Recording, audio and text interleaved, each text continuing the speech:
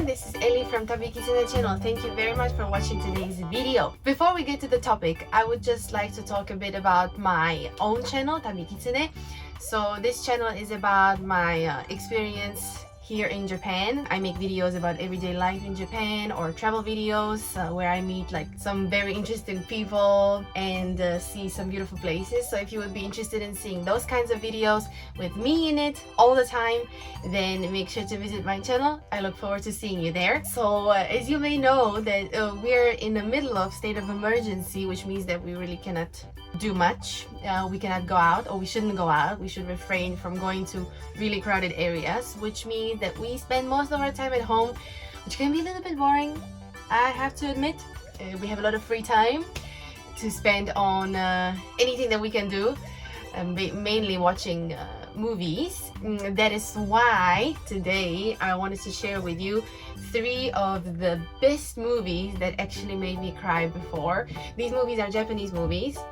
I watched them many years ago. Actually, at the time when I was not very familiar with Japan, so seeing these movies was a way to connect with Japan for me. Maybe, well, they're very old, you know, so they don't really represent how Japan looks nowadays, but for me it was still kind of like a getaway, because it was my dream to go to Japan. So through these movies I felt like I was closer to Japan than before. They actually made me cry, maybe because I was just so excited about going to Japan that I had all these emotions in me, but I also think that they were very beautiful movies in general. I remember when I was watching some of these that I would watch them with my mom, because I really wanted her to understand why I love Japan so much. I wanted her to know as much as possible, and we watched these movies together and she also cried. So, you know, it's not just me because I am like crazy about Japan and its culture. I think it's just in general that these movies were very well made and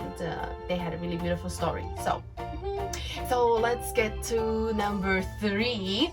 Third favorite movie that made me cry would be Ame Agaru. I watched this movie very long time ago. I liked this movie because it was so slow paced. So basically in these old movies, whether it's Japanese or Western old movies, pace is different, you know, so not so many things happen. Like nowadays in the movies you have like bomb, fight, love story, everything happening so fast, but in these old movies they just took their time, you know, so they really enjoyed the process. And in this movie Ame Agaru, I remember that the reason why I liked it so much and the reason why I cried was because of the beautiful landscape shots. So I could enjoy beautiful Japanese nature or beautiful Japanese architecture and just like very slow scenes, and those scenes were so beautiful to me that I couldn't help but cry.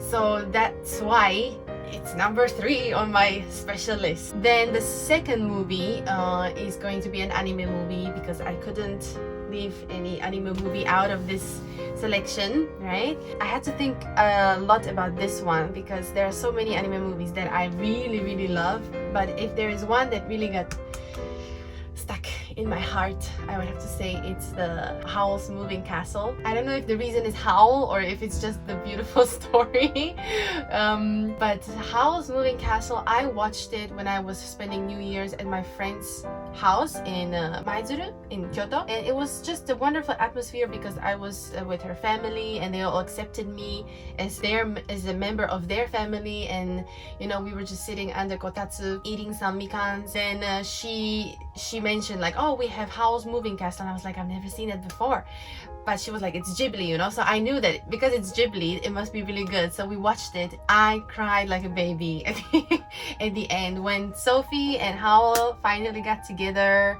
and they were happy and safe. I couldn't stop. I was embarrassed at how much I cried actually at a movie like that, because it wasn't really sad, it was actually a happy ending, but I don't know, I was very moved. So that was definitely my number 2. And the number 1 story, number 1 movie that I can never forget is actually called Semi Shigure. In English I think they call it The Samurai I Loved. And this movie was again very slow paced, very slow paced, just so lovely. Like, okay, it was like sad and lovely in the beginning, you know. it was very moving and like it was very slow. They were showing this like people living their daily life, what problems they had, and two young people falling in love but actually never really confessing it to each other. So it was just so sweet. And then it turned to this huge drama about samurai having to save her and protect her while she became someone else's wife. So it was just so heartbreaking, and despite the fact that she was no longer like his, or he could no longer have her as a partner, he still basically protected her with his own life. And I was like, wow, oh my god. So I also had a big crush on the samurai in this movie. I think he was super handsome. The thing that made me cry was definitely the soundtracks, because the music for this movie is so beautiful. Mainly piano music, I remember. But I would listen to that soundtrack like a lot on my way to work or on my way to wherever. The sound, the music in this movie definitely was the most moving factor for me. Well, and there are many other movies that I could talk about, like Ghibli movies or mainly anime movies, but I didn't want to. I always talk about anime, so I wanted to talk about some other movies because I do watch other movies as well. I hope that you can give these movies a try, and I hope that you can enjoy them just as much as I did. Let me know if you cried or not, and also tell us what your favorite movie is. Yes, so I hope that you can all stay safe during these times. It's been too long already, but I hope that we can, we can get through this together, and then hopefully enjoy beautiful spring with no worries, and just look forward to what's next for us. So thank you very much for watching. See you in the next video.